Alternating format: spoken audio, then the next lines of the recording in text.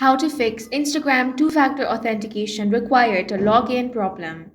If you're trying to log into your Instagram account but you're getting a message that says two-factor authentication is required to log in and it tells you to update your software even though your phone is already up to date, then don't panic. This is a common issue, especially when logging in from a new device or after reinstalling the app.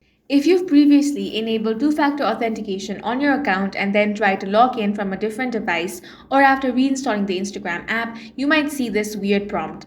Even if your device is completely updated, the message will appear that says update your software to a newer version that supports two-factor login. And if you just enable two-factor authentication, logged out and try to log back in, it can happen then too. Now, the way to fix this is if you still have access to your old device, the one you originally enabled two-factor authentication on, you can simply head over to your Instagram settings, turn off two-factor authentication, then try logging in on the new device.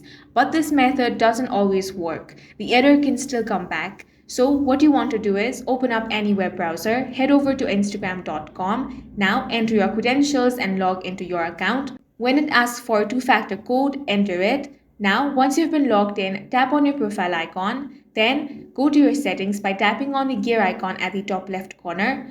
Now click on Account Center, then click on Password and Security. Now select two-factor authentication, choose your Instagram profile, enter any confirmation code sent to your email. Now all you want to do is turn off two-factor authentication.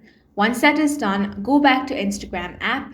Then enter your credentials and log in. This time it should let you in with no errors. And that's it for this video. If you found it useful, make sure to hit the like button and subscribe for more videos like this.